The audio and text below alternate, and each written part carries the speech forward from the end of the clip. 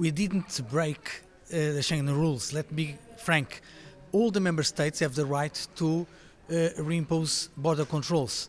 And it's what happened, in my opinion, with a lack of coordination between the member states. A critique of Europe's open internal border system by Carlos Coelho. He's an EPP group member and chairs the Schengen Task Force of the Libe Committee in the European Parliament. He's part of a hearing that examined the present situation and the future of Schengen. A number of EU countries have slammed the door on migrants by imposing temporary border controls. This hearing aims to assess the impact and the path ahead. That path could determine the future shape of Europe. Europeans and their economies have long depended on an EU that encourages the free flow of people, goods, and services inside its borders. It is that shape of Europe facing its toughest challenge yet. To enjoy the freedom of movement, we need to do three things: to trust, to manage, and to solve. To trust each other, that's why we need the Schengen evaluation mechanism to work well. To manage our borders in order to make them fully answering the Schengen requisites.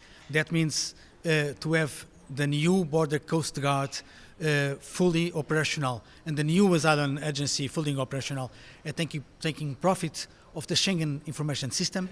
And third and last, to solve the problems at origin. Without doing that, we're not going to help the Schengen area. EU Commissioner Dimitris Avramopoulos is in charge of migration and home affairs. He spoke of the measures taken to address the crisis and those planned. The new EU Border and Coast Guard, he said, should be fully operational in 3 months.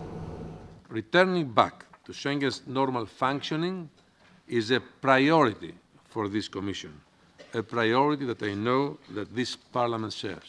All our measures have been building the conditions for this back to Schengen in a sustainable and credible manner.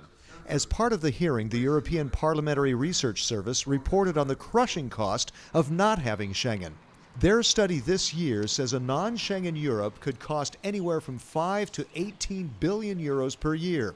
Many of the 1.7 million people who work in another Schengen country could see their jobs at risk, adding even more urgency to the issue.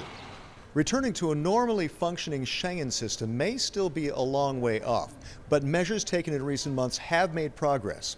With solidarity among EU member states, the key ingredient to a longer-term solution.